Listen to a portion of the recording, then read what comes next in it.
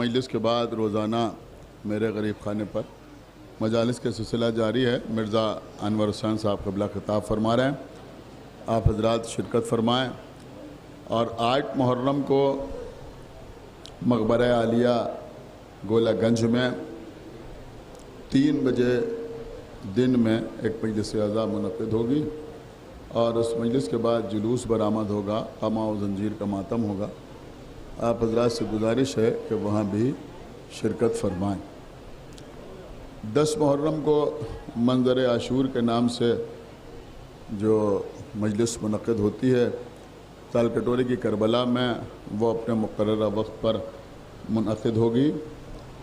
آپ حضرات سے گزارش ہے کہ اول وقت نماز ظہرین فرش خاک پر ادا کریں اور مجلس پہ شرکت کریں اور امام حسین کے لٹے ہوئے ذوالجناح کی شبیہ کی زیارت کریں۔ فاتحہ۔ الحمدللہ رب العالمین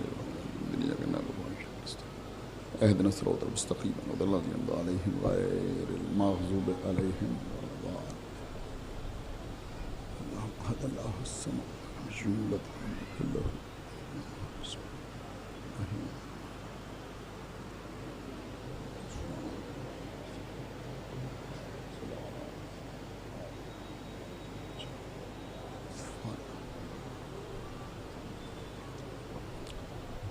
اعوذ باللہ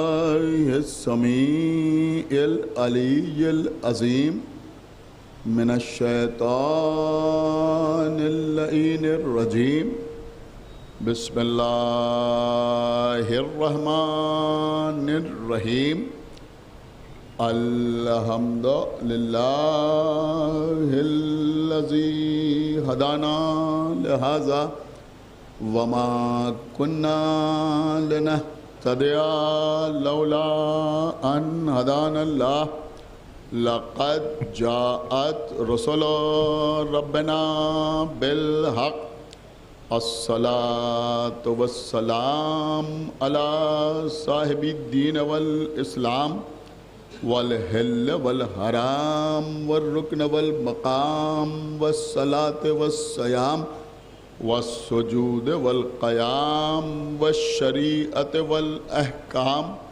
والحجت والبرہان والمحبت والعرفان والحق والبیان والکتاب والقرآن سیدنا ونبینا وشفیعنا ومولانا ومولا الثقلین جد الحسن والحسین ابی القاسم محمد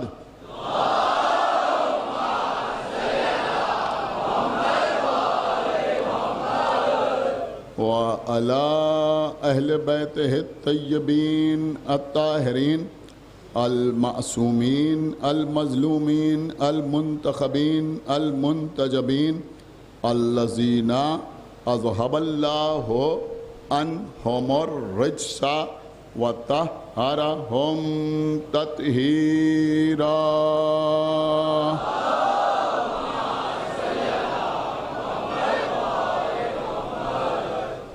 وَلَعْنَةُ اللَّهِ عَلَىٰ أَعْدَائِهِمْ وَقَتَلَتِهِمْ وَغَاصِبِي حُقُوقِهِمْ وَمُنْكِرِي فَضَائِلِهِمْ وَمَصَائِبِهِمْ اجمعین من الآن الى یوم الدین۔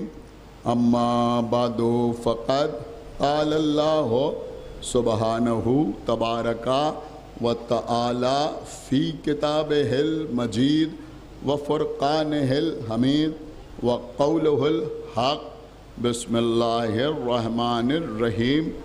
یا ایہا النبی انا ارسلناک شاہدم و مبشرم و نذیرا۔ صلوات بر محمد۔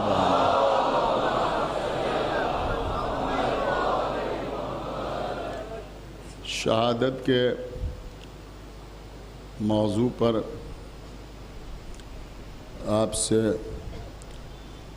گفتگو کا سلسلہ جاری و ساری۔ سورہ مبارکہ احزاب کی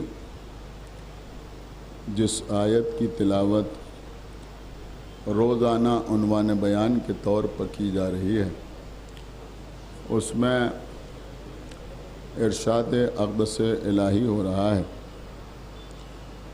اپنے حبیب کو مخاطب کرتے ہوئے کہ ہم نے آپ کو شاہد، مبشر اور نذیر بنا کر بھیجا۔ شاہد کا مطلب شہادت دینے والا، مبشر کا مطلب بشارت دینے والا، نذیر کا مطلب نظارت کرنے والا، یعنی اللہ کے عذاب سے ڈرانے والا۔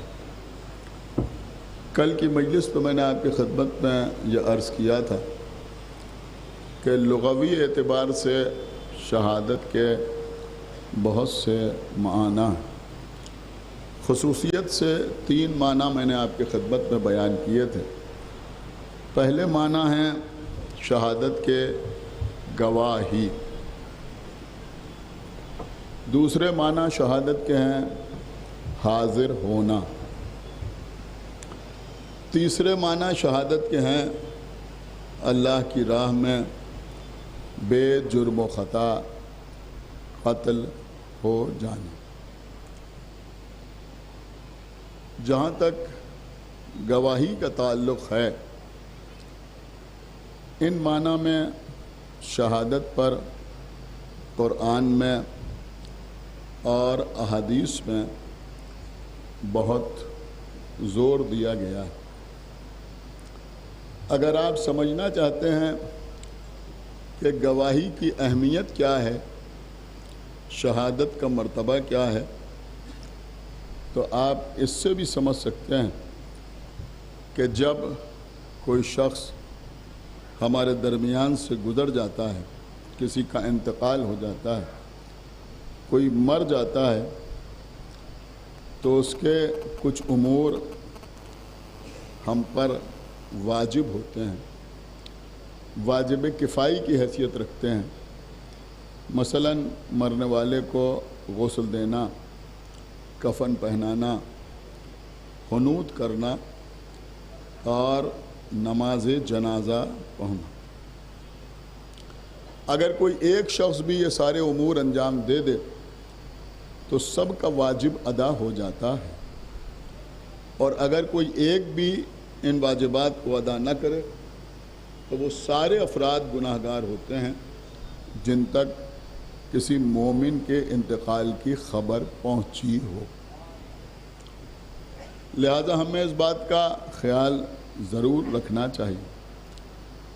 نماز جنازہ میں 5 تکبیریں ہوتی ہیں۔ آخری تکبیر سے پہلے ایک فقرہ کہا جاتا ہے جو شہادت کی حیثیت رکھتا ہے، جو گواہی کی حیثیت رکھتا ہے۔ وہ فقرہ کیا ہے کہ لا نعلم منہ الا خیرا، کہ میں گواہی دیتا ہوں کہ میں اس کے بارے میں خیر کے سوا کچھ نہیں جانتا۔ اب ظاہر سی بات ہے، جو آپ کہتے ہیں اللہم انا لا نعلم، مطلب کیا ہوتا ہے؟ اللہ کی بارگاہ میں کہتے ہیں اللہم انا لا نعلم منہ الا خیرا، کہ پروردگار میں گواہی دیتا ہوں، میں شہادت دیتا ہوں کہ میں اس کے بارے میں خیر کے سوا کچھ نہیں جانتا۔ حالانکہ عام طور پر آپ جس کی نماز جنازہ پڑھتے ہیں اس کے بارے میں بہت کچھ جانتے ہیں، لیکن گواہی دیتے ہیں۔ اب وہ گواہی بھی انسانوں کے سامنے نہیں دیتے، بلکہ کہتے ہیں اللہم، اللہ کے سامنے، پروردگار کے سامنے یہ گواہی دیتے ہیں کہ میں اس کے بارے میں خیر کے سوا کچھ نہیں جانتا۔ تو آپ کو معلوم ہے کہ اس خیر سے مراد کیا ہے؟ کسی نے سرکار صادق آل محمد سے پوچھا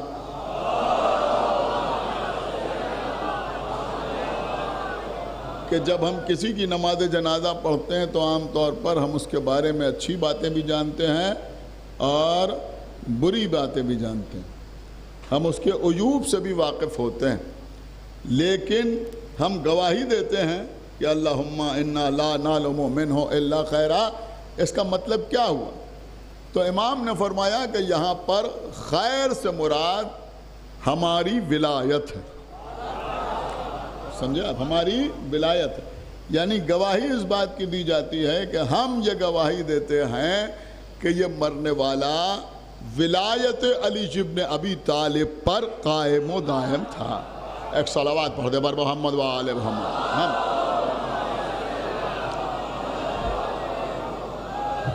آئیے کچھ باتیں بھی ہو جائیں جو بچوں تک پہنچ جائیں۔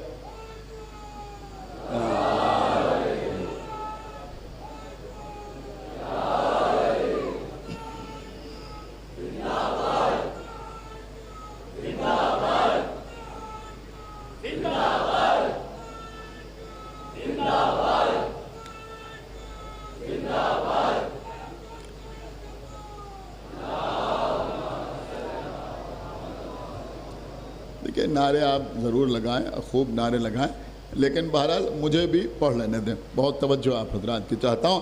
تو میں عرض کر رہا تھا عزیزوں کہ آپ گواہی دیتے ہیں کہ میں اس کے بارے میں خیر کے سوا کچھ نہیں جانتا۔ دیکھیں پیغمبر اسلام کی ایک حدیث ہے جو میں سمجھتا ہوں کہ اس وقت عرض کرنا ضروری ہے، انشاءاللہ آپ محسوس کریں گے بات کو۔ اللہ کے رسول نے ارشاد فرمایا، سنیں سارا مجمع، جو اندر بیٹھے ہیں جو باہر بیٹھے ہیں وہ تمام لوگ میری بات کو سنیں، کہ پیغمبر اسلام نے فرمایا کہ جب کوئی جنازہ، کوئی میت قبرستان کی طرف جاتی ہے تو تین چیزیں اس کے ساتھ جاتی ہیں۔ سنیں گے؟ پیغمبر فرما رہے ہیں تین چیزیں اس کے ساتھ جاتی ہیں۔ کسی نے پوچھا کہ وہ تین چیزیں کیا ہیں؟ تو پیغمبر اسلام نے فرمایا اہلہ، پہلے، دوسرے مالہ، تیسرے عملہ۔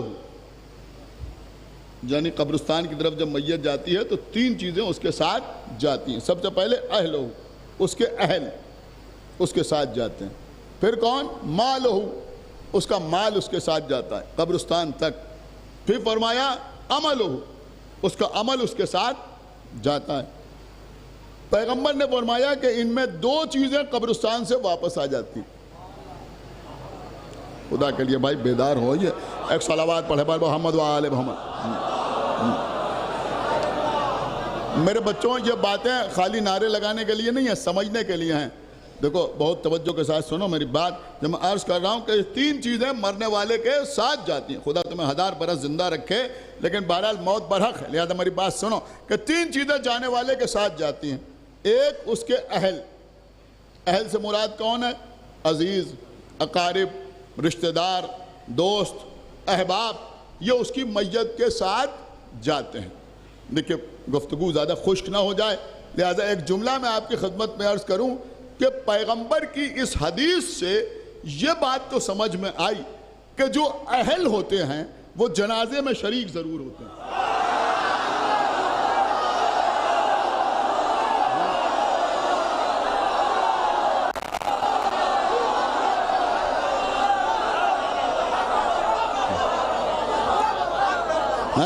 ایک صلوات پڑھے بر محمد و آل محمد۔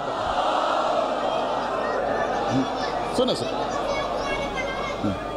سنو بیٹا، تو جو اہل ہوتے ہیں وہ جنازے کے ساتھ ضرور جاتے ہیں۔ اب عزیزوں ہر جگہ ہم یہی دیکھتے ہیں، جو جس کے اہل ہوتے ہیں وہ اس کے جنازے میں شریک ضرور ہوتے ہیں۔ تو اب ہم نے سارے جنازے دیکھے تو ہم نے اللہ کے رسول کا جنازہ بھی دیکھا۔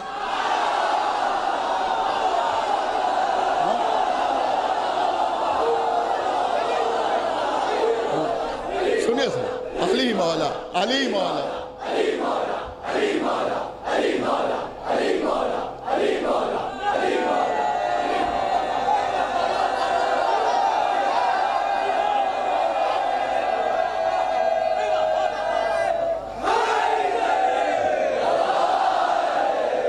دیکھیں نعرے آپ خوب لگائیں، میں نے پہلے ہی عرض کیا میں نعروں کو روک نہیں رہا ہوں، لیکن بس میں یہ چاہتا ہوں کہ گفتگو سنجیدہ ہے تو اسے سنجیدہ رہنے دیجئے، پوری توجہ آپ حضرات کی چاہتا ہوں۔ تو اہل کون ہوتے ہیں؟ جو جنازے کے ساتھ جاتے ہیں۔ اب پیغمبر کے جنازے میں کون گیا کون نہیں گیا یہ آپ کو تاریخ بتائے گی۔ جملہ سنیے، جو اندر بیٹھے ہیں جو باہر بیٹھے ہیں، خصوصیت سے وہ سنیں جو دھوپ پہ کھڑے ہوئے مجلس سن رہے ہیں، خداوند عالم ان کے اجر میں اور اضافہ فرمائے۔ لیکن میری بات سنیے کہ اب جو رسول کے جنازے میں شریک نہ ہوئے یہ تو ماننا پڑے گا کہ وہ اہل نہیں ہیں، لوگ ہم سے ناراض ہیں۔ آپ صحابہ کو نہیں مانتے، سنیے سنیے،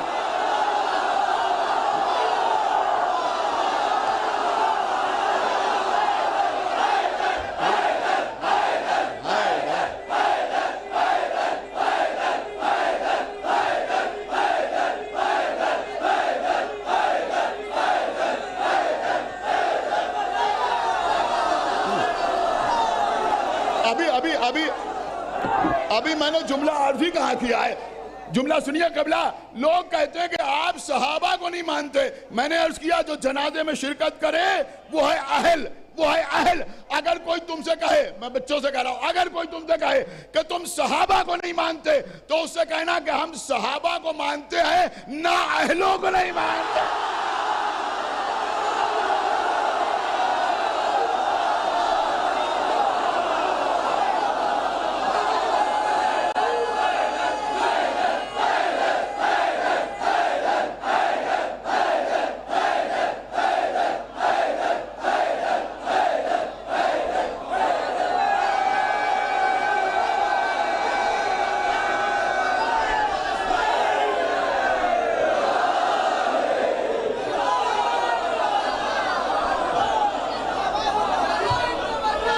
دیکھیں میں بالکل خالص تبلیغی میٹر پڑھ رہا ہوں،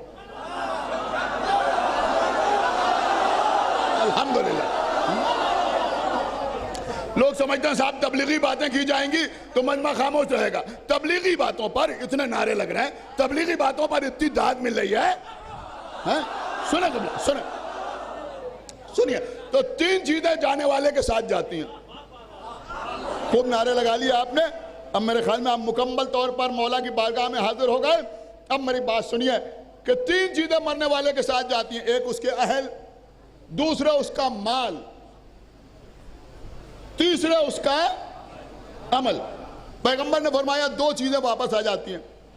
کسی نے پوچھا کیا چیزیں واپس آ جاتی ہیں؟ فرمایا اہل واپس آ جاتے ہیں،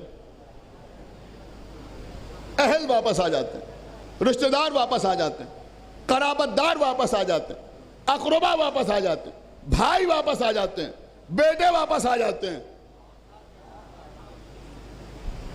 اہل واپس آ جاتے ہیں۔ اور میں آپ کی خدمت میں عرض کروں کہ اگر آپ یہ دیکھنا چاہتے ہیں کہ مرنے والے سے دنیا پیچھا چھڑانے میں کتنی جلد بازی میں رہتی ہے اور کتنی اجلت میں رہتی ہے تو کبھی ذرا غور سے دیکھیے، جب کوئی دفن ہو جاتا ہے اور لوگ قبر پر بیٹھ کے فاتحہ پڑھتے ہیں تو کتنی جلدی میں ہوتے ہیں۔ بھئی آپ نے یہ منظر دیکھا یا نہیں دیکھا؟ دو آدمیوں کے بیچ سے ایک آدمی ہاتھ اندر ڈالے دے رہا ہے، دوسرا اوپر سے ہاتھ اندر ڈالے دے رہا ہے۔ یہ بھیا آپ کے دشمن نہیں ہوتے، یہ سب وہ ہیں جو زندگی میں آپ کے دوست ہوتے ہیں، لیکن اتنی جلدی ہوتی ہے آپ سے پیچھا چھڑانے میں۔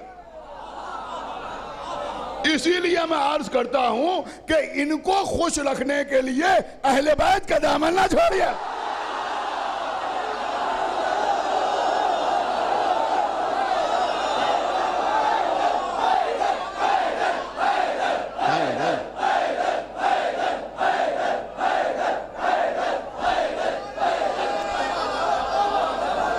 سنیں، مولا آپ کو سلامت رکھے۔ دیکھا ہے نا آپ کتنی جلدی ہوتی ہے لوگ، تو بس جلدی سے کسی طرح سے ہاتھ گھسڑ دینا، ادھر سے ادھر سے ادھر سے، آدمی پہ آدمی چڑھا جا رہا ہے۔ کیوں؟ بس کسی طرح سے فاتحہ پڑھیں ہو جائیں۔ ارے بھائی یوں ہی چلے جاؤ،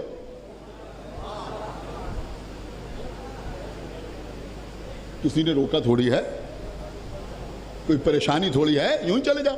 بہرحال تو یہ ہو گئے اہل، یہ بہت جلدی پیچھا چھوڑاتے.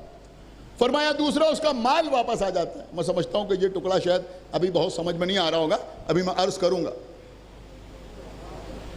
مال واپس آ جاتا ہے. فرمایا دو چیزیں واپس آ جاتی. کیا چیزیں واپس آتی ہیں؟ ایک اہل، دوسرے مال. یہ آ جاتا ہے واپس. پھر فرمایا عمل ہو، اس کا عمل جو ہے وہ اس کے ساتھ چلا جاتا ہے، وہ واپس نہیں آتا. تو اس کا عمل ہے وہ اس کے ساتھ چلا جاتا ہے. میرے خیال میں بچوں کی سمجھ میں نہیں آئے گا یہ مال کیوں کہا رسول اللہ نے. دیکھیں کچھ چیزیں ہمارے یہاں ختم ہو گئی. رسول اللہ کے زمانے میں سارا مجمع سنیں، جب کوئی جنازہ جاتا تھا تو وہ جو مال چھوڑ کے جاتا تھا، اب اس وقت بینک وغیرہ کا تو رواج نہیں تھا، وہ اس کے درہم و دینار یہ سب رکھے رہتے تھے، سونا چاندی جو بھی چھوڑ کے جاتا تھا تو وہ سب ایک گٹھری میں باندھ کے. دیکھیے قبلہ، خالی نماز روزے کی تبلیغ بہت آسان ہے. میں بار بار آپ کی خدمت میں عرض کرتا ہوں کہ صف اول میں کھڑے ہو کے نمازیں پڑھنا، رمضان کے روزے 2 دن پہلے سے رکھنا، مسجد میں چیخ چیخ کر دعائیں پڑھنا، جمعہ کی نماز ترک نہ کرنا، حج کے لیے چلا جانا، کچھ بھی کام نہ آئے گا اگر معاملات میں صحیح نہیں رہے.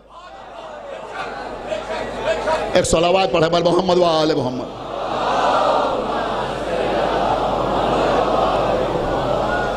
یہ بات آپ سمجھ لیجئے، معاملات پہ صحیح رہنا بہت ضروری ہے میرے بچوں.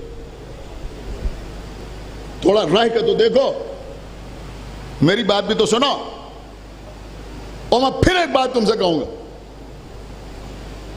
کہ اس معاملے میں اگر تم نے کسی غیر معصوم کو آئیڈیل بنایا تو ہمیشہ نقصان میں رہو گے.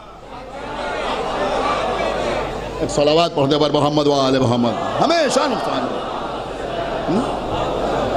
یہ سمجھ ہیں؟ ہم نے بڑے بڑوں کو دیکھا ہے یہ کرتے ہوئے، لیکن جن بڑوں کو دیکھا ہے ان کے پاس اللہ کی طرف سے کوئی سند نہیں ہے. ان کے پاس اللہ کی طرف سے کوئی سند وند نہیں ہے. جن کو اللہ نے آیت تطہیر کی شکل میں سند عطا کی ہے ان کو نمونہ عمل بناؤ، یا پھر ان لوگوں کو نمونہ عمل بناؤ جن کو انہوں نے سند عطا کی. سمجھا نہیں سمجھے؟ ایک صلوات پڑھے بر محمد و آل محمد. تو وہ مال جو تھا وہ مرنے والے کے ساتھ جاتا تھا قبرستان.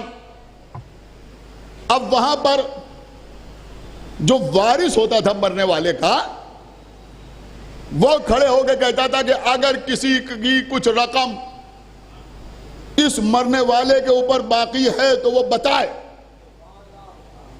تو لوگ بتاتے تھے. اب ظاہر سی بات ہے کہ کوئی یوں ہی کہہ دے تو مسئلہ الگ ہے، لیکن سمجھ بوجھ کے لوگ بتاتے تھے. کسی نے کہا ہمارے 500 درہم ہے تو اسی مال میں سے 500 درہم اس کو دے دیے جاتے. کسی نے کہا ہمارے 100 دینار ہیں، 100 دینار اس کو دے دیے گئے. کسی نے کہا ہمارا 2 تولہ سونا ہے، 2 تولہ سونا اس کو دے دیا گیا. سمجھا؟ اسی وقت وہیں پہلے وہ سب تقسیم ہو جاتا تھا، اس کے بعد اس کی نماز جنازہ ہوتی تھی. سن رہے آپ؟ ایک صلوات پڑھے بر محمد و آل محمد پر. پھر اس کی نماز جنازہ ہوتی تھی. پھر وہ بچا ہوا مال جو تھا سب کے فرائض ادا کر کے وہ مال واپس آتا تھا.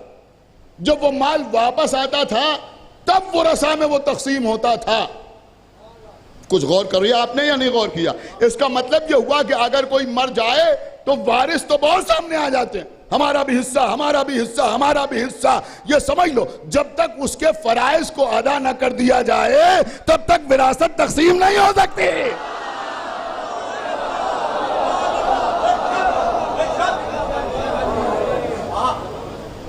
بات سمجھ میں آئی؟ نہیں آئی؟ آ گئی نا بات سمجھ میں؟ ماں باپ کی اطاعت واجب ہے، صحیح ہے، لیکن اگر ماں باپ کا حکم اللہ کے حکم سے ٹکرا جائے اللہ کے حکم پر عمل کیا جائے گا، ماں باپ کے حکم پر عمل نہیں کیا جائے گا۔ آپ کے باپ آپ سے کہیں کہ نماز نہ پڑھو تو یہ ماں باپ کی اطاعت نہیں ہوگی،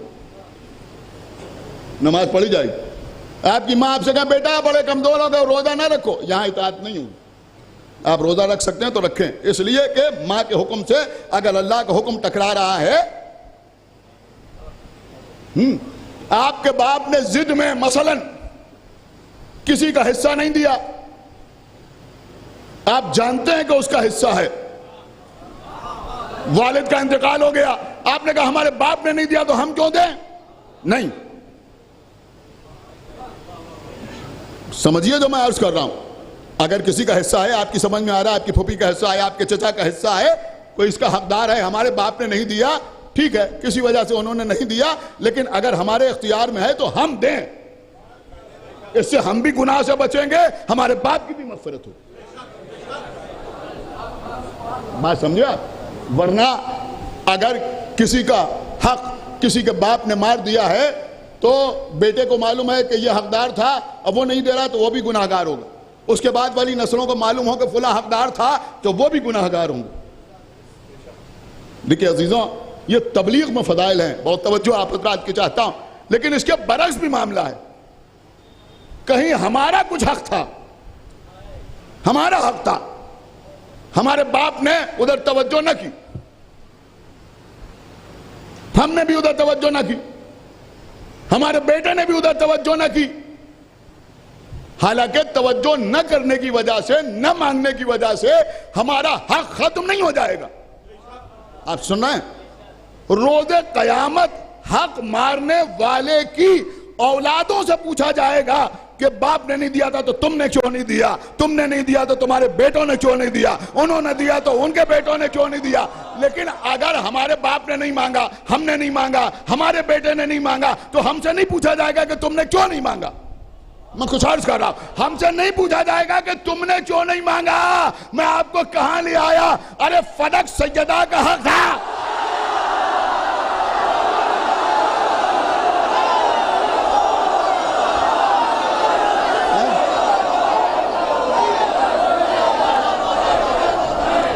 ایک صلوات پڑھیں بر محمد وآل محمد۔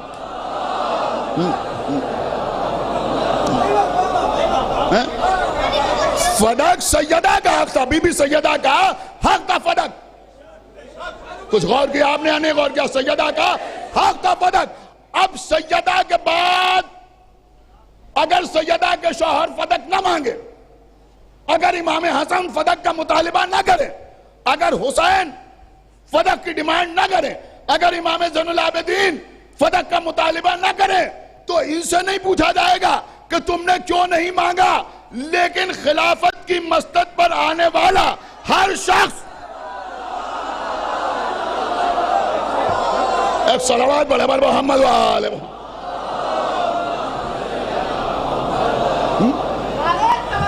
اس سے ضرور پوچھا جائے گا، اس سے ضرور پوچھا جائے گا کہ بھائی تم نے کیوں نہیں مانگا، تم نے کیوں نہیں دیا، تم نے کیوں نہیں دیا، تم نے کیوں نہیں دیا، تم نے کیوں نہیں دیا۔ یہ جو لوگ ہم سے کہتے ہیں کہ صاحب مولا علی نے کیوں نہیں مانگا، ہم تم سے پوچھتے ہیں کہ دوسرے نے کیوں نہیں دیا، تیسرے نے کیوں نہیں دیا۔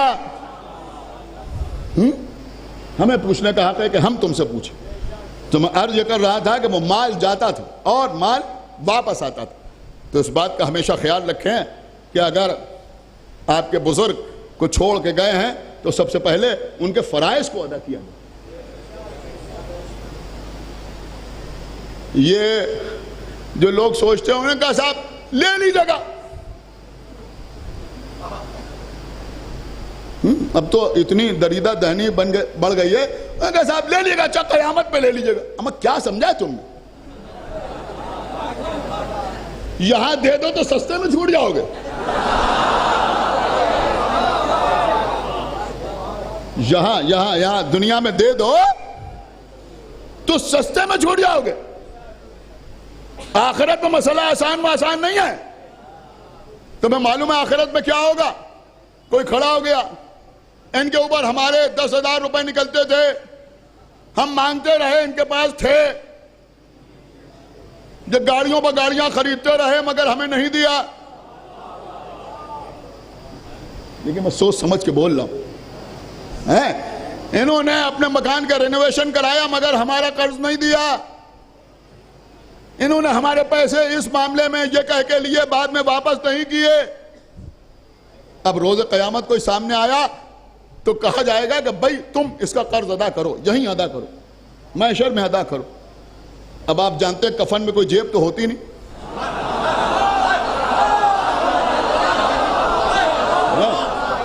کفن میں کوئی جیب تو ہوتی نہیں. تو اب روز قیامت جو ادائیگی کا حکم دیا جائے گا تو کیسے آدمی ادا کرے گا؟ اس لیے کہ وہاں روپے تو ہیں نہیں، پیسے تو ہیں نہیں. اب ادائیگی کیسے ہوگی؟ کہ ان کے 10,000 باقی تھے. کہاں 10,000 باقی تھے؟ 1 سال کی نمازوں پر راضی ہو. اس نے کہا 1,000 کی نمازوں پر راضی ہیں. چلیے 1 سال کی نمازیں جو تھیں وہ ادھر چلی گئی. کوئی دوسرا کھڑا ہوا، ہمارے اتنے پیسے ہیں، 5 سال کے روزے ادھر ٹرانسفر ہو گئے. ایک اور آدمی کھڑا ہوا، صاحب یہ ہمارے بھی دیندار ہیں کہ جو انہوں نے حج کیا تھا وہ تمہارے نام لکھ دیا. اب آپ مجھے بتائیے یہاں دینا آسان ہے یا وہاں دینا آسان ہے؟ خدا کے لیے بھائی بیدار ہوئیے. یہ اتنی باتیں جو میں نے عرض کی، اس سے آپ نے کوئی نتیجہ نکالا یا نہیں نکالا؟ یہ وہ باتیں جس سے کوئی مسلمان انکار نہیں کرتا. سب کہتے ہیں ہاں ایسا ہوگا. لیکن بھائی یہ بھی تو سمجھ میں آیا کہ روز قیامت اعمال ٹرانسفر ہوں گے. کیا سن رہے ہیں آپ بھائی؟ روز قیامت اعمال ٹرانسفر ہوں گے. عمل اس نے کیا تھا، لکھ دیا گیا ہمارے اکاؤنٹ میں. اس کی سال بھر کی نمازیں ادھر آ گئیں، اس کا رمضان کے روزے ادھر آ گئے، اس کا حج ادھر آ گیا. اب ہمیں بتاؤ کہ جو ہمارا قرضدار ہے جب اس کے اعمال ہمارے اکاؤنٹ میں آ سکتے ہیں تو اگر آل محمد کہہ دیں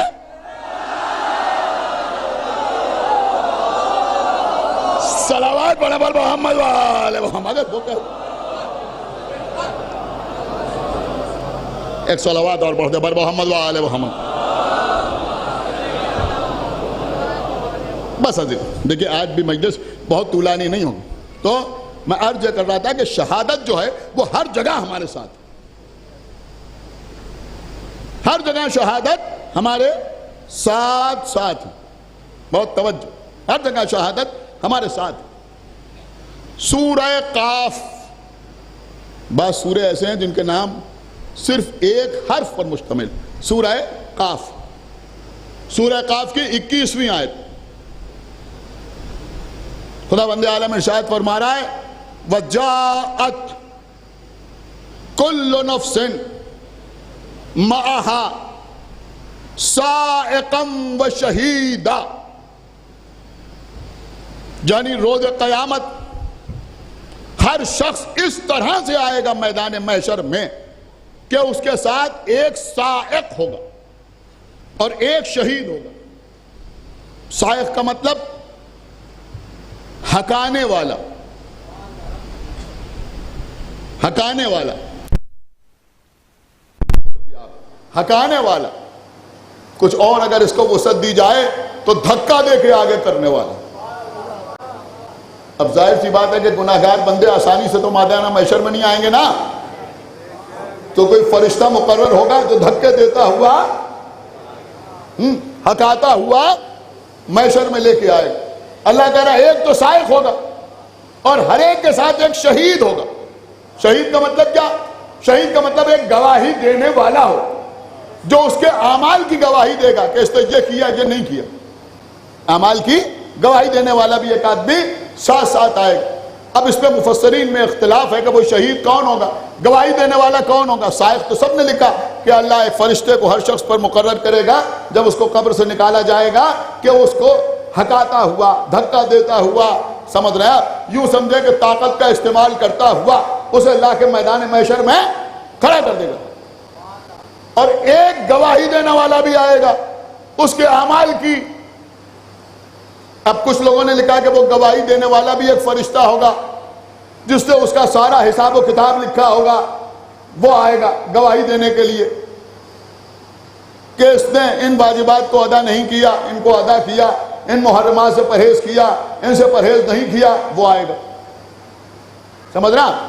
لیکن بعض مفسرین نے لکھا کہ سائق تو ایک فرشتہ ہوگا، سنیں بہت غور سے، لیکن شہید یعنی گواہی دینے والا کون ہوگا؟ کہ گواہی دینے والا انسان خود ہوگا، ہر آدمی خود ہوگا۔ کیسے خود ہوگا؟ کہ اس لیے کہ انسان کے ہاتھ اس کے خلاف گواہی دیں گے، انسان کے پیر اس کے خلاف گواہی دیں گے، انسان کی آنکھیں اس کے خلاف گواہی دیں گے، انسان کے کان اس کے خلاف گواہی دیں گے۔ دنیا میں اپنے گناہوں کی تعویل آسان ہے، روز قیامت مکرنا کسی کے بس میں نہیں ہوگا، اس لیے کہ ہمارے ہاتھ ہمارے خلاف، ہمارے پیر ہمارے خلاف، ہماری آنکھیں ہمارے خلاف، ہماری زبان ہمارے خلاف، ہمارے کان ہمارے خلاف گواہی دے رہے ہوں۔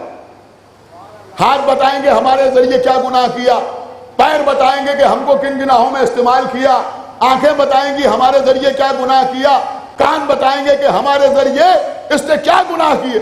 اس کا مطلب یہ ہوا کہ روز قیامت انسان کے ہاتھ گفتگو کریں گے، انسان کی آنکھیں گفتگو کریں گے، انسان کی زبان گفتگو کرے گی۔ بہت خاموش ہو کے آپ سن رہے ہیں، حالانکہ میں عرض کر رہا ہوں کہ ہاتھ پیر بول رہے ہیں اور آپ خاموش ہو کے سن رہے ہیں۔ سنیے قبلہ شہید ثالث علیہ الرحمہ نے اپنی کتاب میں تحریر فرمایا کہ رکن الدولہ سے شیخ صدوق علیہ الرحمہ کا مناظرہ ہوا اور اس نے بہت سے سوال کیے تشیع کے بارے میں۔ شیخ صدوق علیہ الرحمہ نے ہر بات کا جواب دیا۔ آخر میں رکن الدولہ کہنے لگا کہ شیعوں کا عقیدہ ہے کہ حسین کا سر نو کے نیزہ پر تلاوت قرآن کر رہا تھا، تو فرمایا اس میں شک کیا ہے؟ اس نے کہا لیکن آپ بتائیے کیا ایسا ممکن ہو سکتا ہے کہ کٹنے کے بعد سر نو کے نیزہ سے گفتگو کرے؟ امام جناب شیخ صدوق نے فرمایا کہ تیری یہ سمجھ میں آتا ہے کہ روز قیامت انسان کے ہاتھ پیر گفتگو کریں گے، یہ سمجھ میں نہیں آتا کہ حسین کا سر نہ کریں۔ ایک صلوات پڑھیں بر محمد و آل محمد۔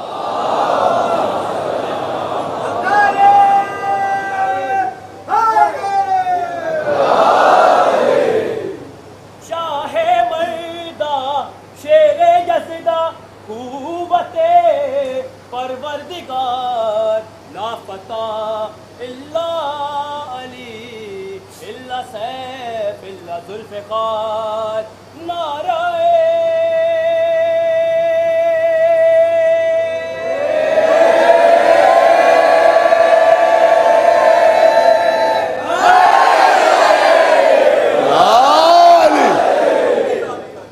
دیکھیں نعرہ حیدری لگائیے تو شرما کے نہ لگائیے۔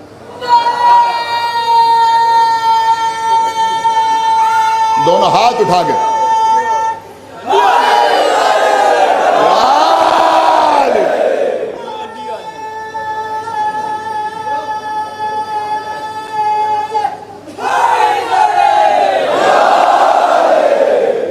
دیکھیں قبلہ، یہی تو فرق ہے۔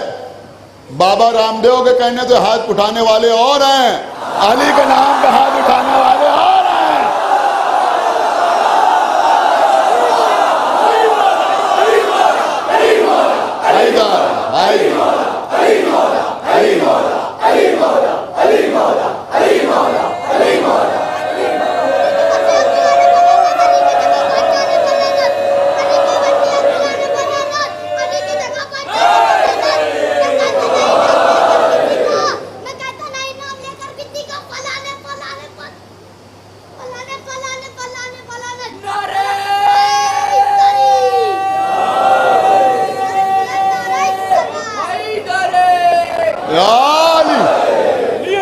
سنیے قبلہ، تو اب روز قیامت، ہاں بیٹا بھی رک جاؤ،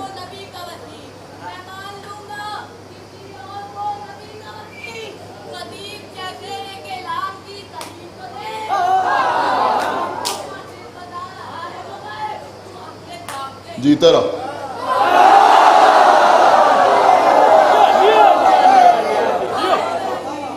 سنیے قبلہ، مولا آپ کو سلامت رکھے۔ روز قیامت انسان کے ہاتھ پیر، اس کی آنکھیں، اس کے کان اس کے خلاف گواہی دیں گے۔ انتہائی ہے کہ رویا رویا گواہی دے گا، لیکن قبلہ نظارت کے ساتھ بشارت ضروری ہے۔ اگر خالی ڈرایا جائے تو لوگ رحمت الہی سے مایوس ہو جائیں گے۔ ایک شعر میں آپ کے حوالے کر رہا ہوں، اب مجبوری ہے، میرے بزرگ مجھے معاف فرمائیں، شاید شعر کو سمجھانا پڑ جائے۔ مشہور شاعر جناب قرار لکھنوی نے کیا خوبصورت شعر کہا، جب یہ سنا کہ روز قیامت انسان کے اعضاء و جوارے اس کے خلاف گواہی دیں گے، تو انہوں نے کہا اعضاء و جوارے تو چھوڑو، وہ کہتے ہیں بیان جب کر چکا ہر منہ تن افسانہ عصیاں۔ دیکھیں بچے داد دے کے بتائیں گے کہ ابھی ہمارے یہاں اردو زندہ ہے۔ اس مصرے کا مطلب میں سمجھا دوں، منہ کہتے ہیں بال کو، منہ کہتے ہیں منہ کہتے ہیں بال کو، منہ تن کا مطلب روئیں، جو آپ کے بدن پر روئیں ہوتے ہیں نا، اس کو روئیں آپ کہتے ہیں، اس کو کہتے ہیں منہ تن۔ عصیاں کہتے ہیں گناہ کو، افسانہ عصیاں یعنی گناہوں کی داستان، گناہوں کا واقعہ۔ سنیں قبلہ، انشاءاللہ آپ کو لطف آئے گا، پڑھے لکھے حضرات بھی یہاں بیٹھے ہیں۔ وہ فرماتے ہیں بیان جب کر چکا ہر منہ تن افسانہ عصیاں، یعنی روز قیامت جب ہمارا رویا ہمارے گناہوں کا افسانہ بیان کر چکا، خالی آنکھیں نہیں، خالی کان نہیں، خالی ہاتھ نہیں، خالی پیر نہیں، بلکہ ہمارے بدن کا رویا ایک ایک بال ہمارے گناہوں کی داستان بیان کر چکا۔ بیان جب کر چکا ہر منہ تن افسانہ عصیاں، ولائے آل احمد نے الٹ کر داستان رکھ دی۔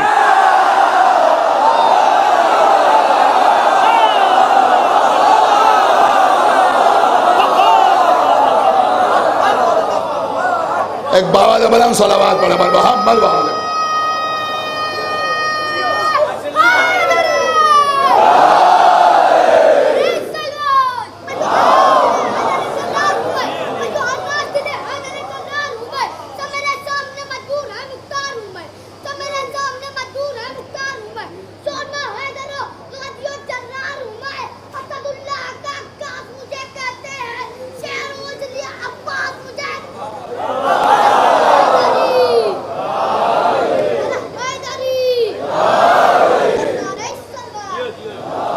ولائے آل احمد نے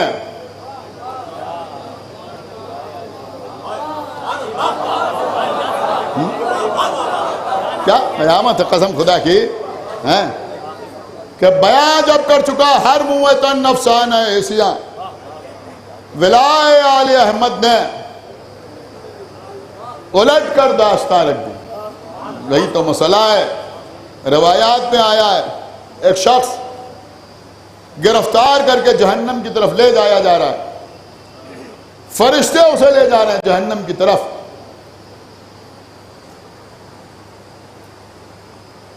مادر حسین سامنے آئیں گی، پروردگار یہ جہنم کی طرف کیوں جا رہا ہے؟ فرشتے کہیں گے بی بی یہ گناہگار ہے۔ بی بی فرمائیں گی میں شہادت دیتی ہوں، میں گواہی دیتی ہوں، یہ میرے بچے کا عزادار ہے۔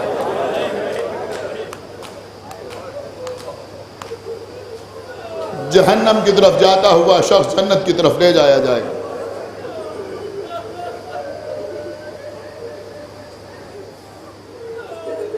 پروردگار تو جانتا تھا، پہلے ہی اسے بھیج دیتا جنت میں، کہ یہی تو میں بتانا چاہتا تھا، اگر میں پہلے جنت میں بھیج دیتا تو یہ سمجھتا کہ میرے اعمال مجھے جنت میں لے آئے، میرا کردار مجھے جنت میں لے آیا، میری عبادتیں مجھے جنت میں لے آئیں، لہذا پہلے اسے جہنم کی طرف لے جایا گیا، پھر سیدہ کے کہنے سے پلٹایا گیا تاکہ یہ احسان مند رہے کہ میں اپنے اعمال کی وجہ سے جنت میں نہیں آیا ہوں، میں سیدہ کی وجہ سے جنت میں۔ بی بی آپ کو سلامت رکھیں۔ عزیزوں ہم کیا ہماری حیثیت کیا؟ ہماری نسلیں گزر جائیں عزاداری کرتے ہوئے، ہم سب اپنے گھر لٹا دیں بنام حسین، تب بھی ہم سمجھتے ہیں کہ حسین کے خیموں سے جو ایک آواز العطش بلند ہوئی،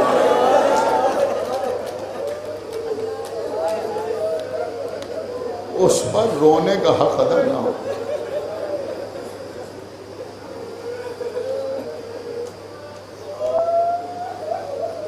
خدا آپ کو کسی غم میں نہ رلائے سوائے غم سرکار سید الشہداء۔ عزیزوں، آج تیسری محرم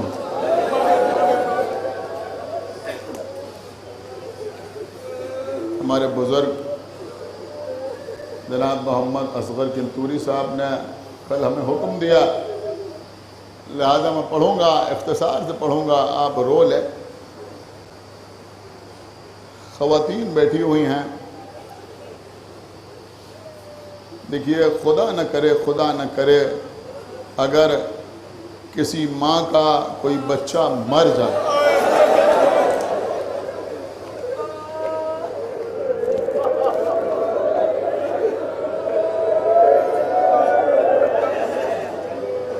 ماں کے لیے ناقابل برداشت صدمہ ہوتا ہے، لیکن پھر بھی دل کو یہ یقین آ جاتا ہے کہ میرا بچہ مر گیا۔ لیکن اگر خدا نخواستہ کسی ماں کا کوئی بچہ کھو جائے،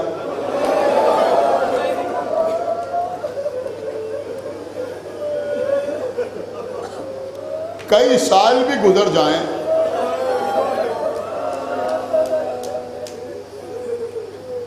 تو ماں کو یقین نہیں آتا کہ میرا بچہ مر گیا۔ دوسروں کو بھلے یقین آ جائے، ماں گھر میں بیٹھی رہتی ہے، ہمیشہ یہ امید رہتی ہے میرا بچہ واپس ضرور آئے گا۔ آہٹ دروازے پر ہوتی ہے تو ماں یہی سمجھتی ہے میرا بچہ آ گیا۔ میرے خیال میں اس تمہید کے بعد آپ سمجھ جاؤ گے کہ میں کیا مسائل پڑھنا چاہتا ہوں۔ علی کی بیٹی، آپ ایوان باب المراد میں بیٹھے ہیں نا، باب المراد کی بہن عقیل کی بہو، مسلم کی زوجہ، میں اور عرض کروں محمد و ابراہیم کی ماں، ان بی بی کے 4 بیٹے تھے، 2 بیٹے ماں کے ساتھ کربلا آ گئے، 2 بیٹے باپ کے ساتھ کوفے چلے گئے۔ جو بیٹے کربلا آئے وہ کربلا میں شہید ہو گئے۔ ایک چھوٹی سی بیٹی عاتقہ بھی تھی جس کو امام حسین نے گوشوارے پہنائے تھے، جس کے سر پہ ہاتھ پھیرا تھا، اور بچی نے کہا تھا آقا میرے بابا کی خیر تو ہے۔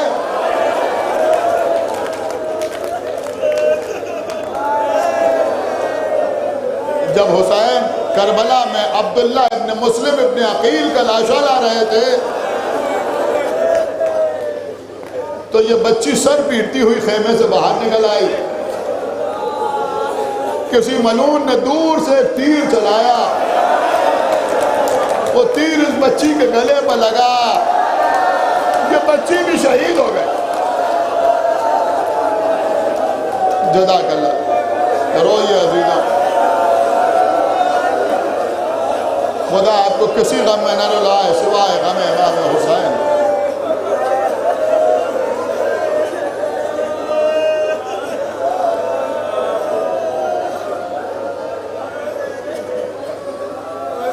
ان 3 بچوں کی شہادت ماں کے سامنے ہوئی،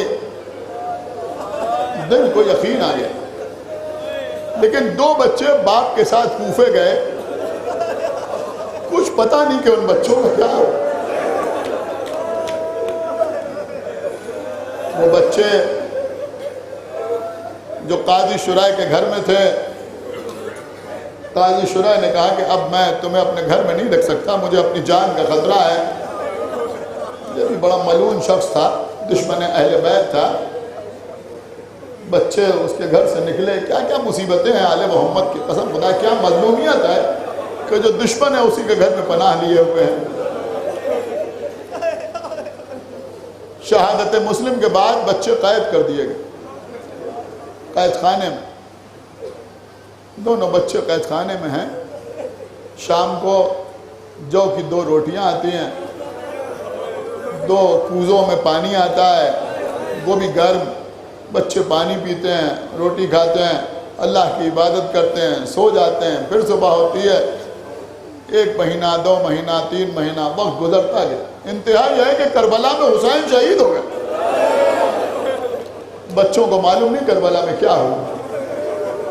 کربلا سے لٹا ہوا قافلہ کوفے آیا، کوفے کے بازاروں سے، کوفے کے دربار سے، اور اس کے بعد شام کی طرف وہ قافلہ روانہ ہو گیا۔ بچوں کو کچھ معلوم نہیں، آپ کے رونے کے لیے کافی ہے۔ انتہا یہ ہے کہ فریاد کرتی ہوئی ماں کوفے سے گزر گئی۔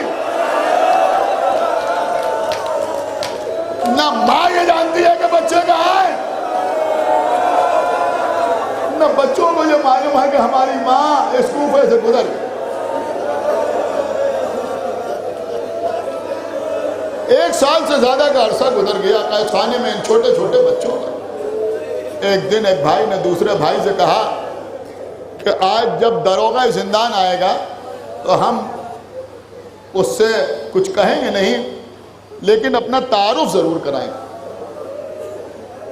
داروغہ زندان آیا تو بچوں نے داروغہ زندان سے کہا کہ تم محمد ابن عبداللہ کو جانتے ہو؟ اس نے کہا کون؟ کہا اللہ کے رسول، قاری میں ان کا کلمہ پڑھنے والا۔ تو کہا اچھا، تو پھر تم علی کو بھی جانتے ہو گے؟ کہا ہاں ہاں میں مولا علی کو بھی جانتا ہوں۔ بچوں نے اس کی طرف غور سے دیکھا، کہا ہم تمہارے انہی مولا علی کے نواسے ہیں۔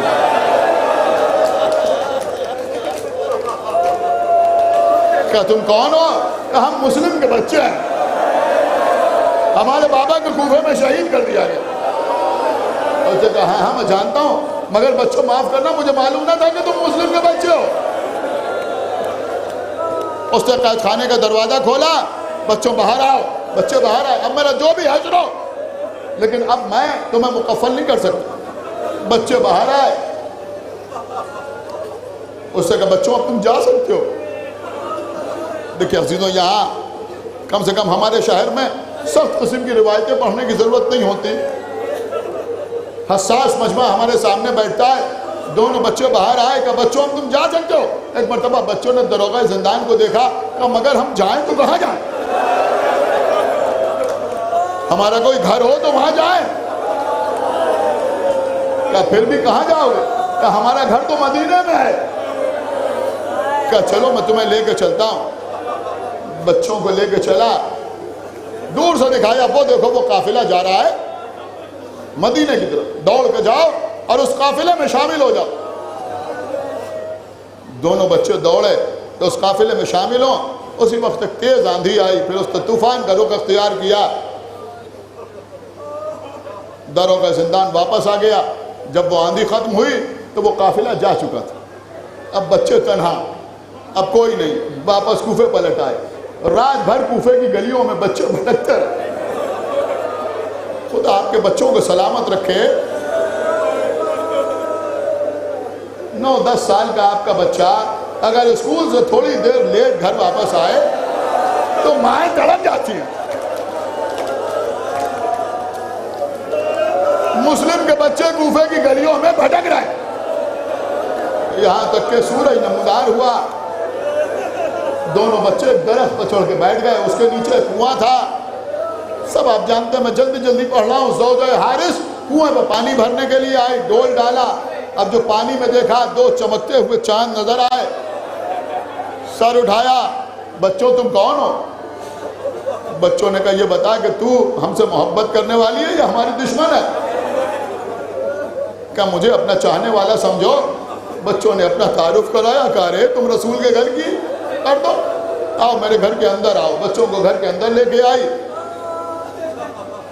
سب سے پہلے تو چہرے دیکھ کے سمجھ گئی کہ بچے بھوکے پیاسے ہیں۔ کھانا تیار کیا، اپنے ہاتھ سے لقمے بنا بنا کے بچوں کو کھلایا، اور اس کے بعد ایک حجرے میں لے گئی، فرش بچھایا، بچوں یہاں تم آرام کرو۔ بچے لیٹ گئے آرام کرنے کے لیے۔ دن گزر گیا۔ رات کے وقت اس کا شوہر جس کا نام حارث تھا وہ واپس آیا۔ جب واپس آیا تو اس نے کہا آج تمہیں آنے میں بڑی دیر ہوئی۔ کہ کیا بتاؤں، مسلم کے بچے قید خانے سے کہیں چلے گئے۔ عبید اللہ ابن زیاد نے کہا کہ جو بچوں کو قید کر کے لائے گا یا ان کے سر لے کے آئے گا میں اس کو انعام و اکرام دوں گا۔ میں دن بھر ڈھونڈتا رہا کہ بچے مل جائیں تو میں انہیں قتل کروں، ان کے سر لے کے وہاں چلا جاؤں تو مجھے انعام و اکرام سے نوازا جائے۔ یہ بی بی لرز گئی۔ اس نے کہا کہ اسی وجہ سے میرا گھوڑا ہلاک ہو گیا مگر بچے نہیں ملے۔ اس نے کہا تجھے کیا ہو گیا ہے، اولاد رسول کو قتل کر کے تجھے کیا ملے گا؟ اس نے کہا تو خاموش رہے۔ بہرحال اس نے کھانا لا کے رکھا، اس ملعون نے کھانا کھایا، بستر پر لیٹا، کروٹیں بدلتا رہا، نیند نہیں آ رہی تھی۔ ادھر حجرے میں ایک بھائی نے دوسرے بھائی کو جگایا۔ محمد نے ابراہیم سے کہا بھائی ابھی ابھی میں نے عجیب خواب دیکھا۔ کہا کیا خواب دیکھا؟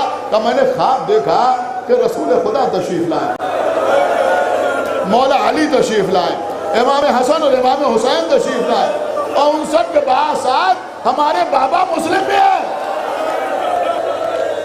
رسول اللہ نے کہا مسلم یہ اپنے بچوں کو کب تک کوفے میں رکھو گے؟ ہمارے بابا نے کہا اللہ کے رسول کل ہمارے بچے ہمارے پاس واپس آ جائیں گے۔ دوسرے بھائی نے کہا ہم نے بھی یہی خواب دیکھا ہے، ایسا لگتا ہے یہ ہماری زندگی کی آخری رات ہے۔ اس ملعون کی آنکھ کھلی۔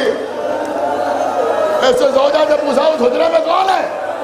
زوجہ نے چھپانا چاہا، یہ اٹھا چراغ جلایا، اس حجرے میں پہنچا، دیکھا چھوٹے چھوٹے بچے۔ کہا تم کون ہو؟ بچوں نے کہا امان دو تو بتائیں۔ اس ملعون نے کہا میں نے امان دی۔ بچوں نے بتایا کہ ہم مسلم کے بچے ہیں۔ بس عزیزوں اس کا ہاتھ اٹھا، بچوں کے رخساروں پر تماچے مارے۔ اب آپ سنیں گے عزیزوں جو جملے ہیں روایت کے، قسم خدا کی زندگی میں رونے کے لیے کافی ہے۔ دونوں بچوں کے سروں کے بالوں کو پکڑا، لے کے آیا، ایک ستون کے ذریعے دونوں بچوں کو باندھ دیا۔ اب دونوں بچے رات بھر بندھے رہے۔ صبح ہوئی، یہ ملعون دونوں بچوں کو لے کے چلا، اس کا غلام اس کا بیٹا ساتھ ساتھ۔ اس کی زوجہ فریاد کر رہی ہے ارے ان بچوں کو مار کے کیا ملے گا؟ چھوٹے چھوٹے بچوں نے کہا اے ملعون تو ہمیں قتل نہ کر، ہمیں یوں ہی ابن زیاد کے ساتھ لے کے چل۔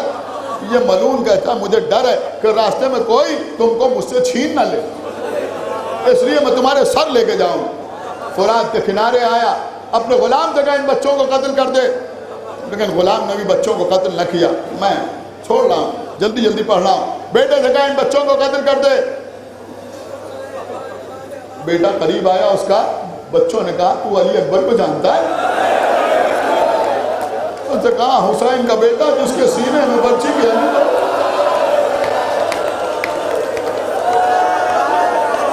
بچوں کی آنکھوں سے آنسو جاری ہوئے، اس لیے کہ معلوم ہوا کہ علی اکبر مارے گئے۔ کہ ہم علی اکبر کے بھائی ہیں۔ اس نے بھی تلوار پھینکی۔ اس ملعون نے اپنے بیٹے کو قتل کیا، اپنے غلام کو قتل کیا، آگے بڑھا، چاہتا تھا کہ بچوں کو قتل کریں۔ چھوٹے چھوٹے بچوں نے کہا ہمیں 2 رکعت نماز پڑھ لینے دیں، کہ یہ ہے نماز کی تبلیغ جو ان کے گھرانے میں ہوتی ہے۔ نماز پڑھی، اس نے تلوار اٹھائی، کہا رک جا۔ اس کی زوجہ کی طرف مخاطب ہوئے، کہا بی بی تم نے ہم پر بڑا احسان کیا، ہمیں اپنے گھر میں رکھا، اس سے ہاتھ جوڑے بچوں مجھے معاف کرنا، میں تمہاری مکمل حفاظت نہ کر سکی۔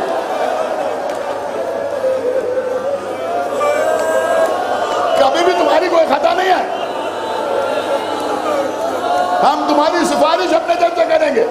اے بی بی جہاں اتنا احسان کیے ایک احسان اور کر دینا. کیا؟ دیکھو جب ہم قتل کر دیے جائیں تو ہماری لاشوں کو دریا میں پھینک دیا جائے گا یا ہمارے سر لے کے چلا جائے گا. بس ہمارے کرتے خون میں بھرے ہوئے اتار لینا, اپنے پاس رکھنا. ہماری ماں ہمارا انتظار کر رہی ہو. جب کبھی مدینے جانا تو یہ خون میں بھرے ہوئے کرتے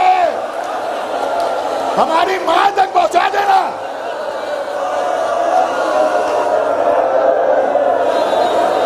رو لیجیے عزیزوں.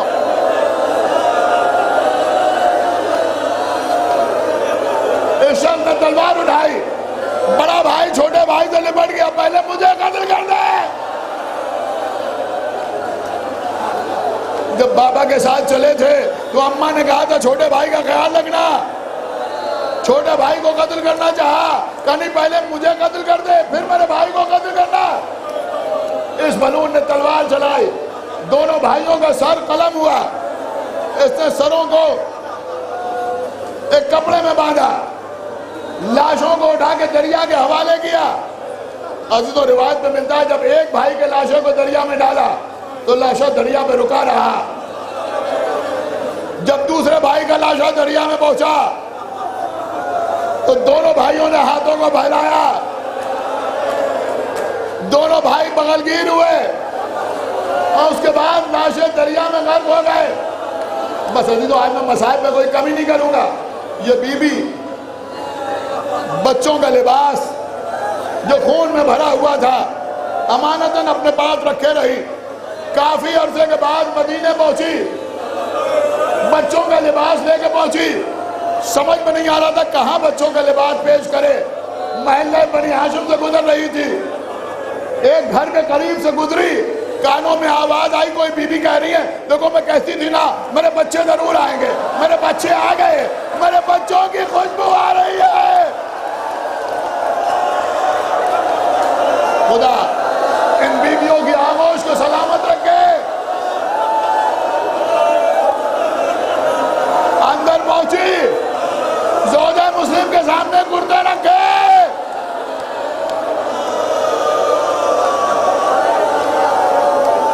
بس عزیزوں میں چاہتا تو یہاں پر مجلس کو تمام کر دیتا. ایک سوال لوگوں کے ذہن میں اٹھتا ہے کہ جب یہ بچے کوفے میں قتل ہوئے تو ان کی قبریں مسیب میں کیسے ہیں؟ دیکھیں عزیزوں یہ لاشیں اس وقت ڈوب تو گئے لیکن مسلم کے بچے تھے نا, عقیل کے پوتے تھے نا, علی کے نوازے تھے نا. لہذا جب یہ شخص چلا گیا تو لاشیں پھر سطح پہ آئے اور لاشوں نے کربلا کی طرف سفر کرنا شروع کیا. چھوٹے چھوٹے بچوں کے لاشیں کربلا کی طرف بڑھنے لگے. فرات میں لاشیں کربلا کی طرف بڑھنے لگے. کئی میل کا سفر ان بچوں نے دریا میں طے کیا. میں نے کتاب میں دیکھا کہ دن کے وقت یہ لاشیں دریا میں غرق ہو جاتے تھے, رات کو ابھرتے تھے اور سفر کرتے تھے. جس جگہ پہ آج یہ لاشیں دفن ہیں وہاں پر ایک شخص تھا کہ جس کا نام تھا مسیب. آج وہ جگہ اسی کے نام سے منسوب. وہ رات کے وقت اپنے باغ میں پانی دے رہا تھا, فراز سے بھر بھر کے پانی دے رہا تھا. وہ کہتا ہے کہ میں تنہا تھا, دور دور تک کوئی نہیں تھا کہ میرے کانوں میں ایک آواز آئی کہ کوئی بی بی رو رہی ہے, ہائے میرے بچے, ہائے میرے بچے.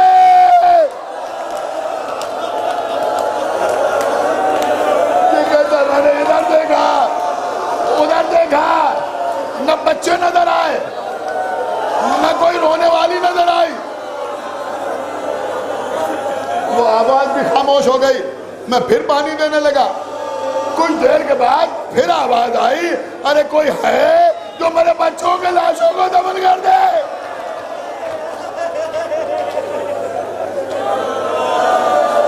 یہ کہتا ہے پھر میری سمجھ میں نہیں آیا کہ یہ کون پکار رہا ہے. میں پھر اپنے کاموں میں مشغول ہو گیا. اس کے بعد پھر ویسی آواز آئی. اب جو میں نے غور سے دیکھا دیکھا تو میں نے دیکھا کہ سامنے دریا میں 2 لاشیں تیرتے ہوئے چلے آ رہے ہیں، دوسری طرف ایک بی بی سیاہ چادر اوڑھے ہوئے، آئے میرے بچے، آئے میرے بچے۔ پھر ان بی بی نے آواز دی، اے مسیب، میں تیرا رسول کی بیٹی زہرا، یہ میرے مسلم کے بچے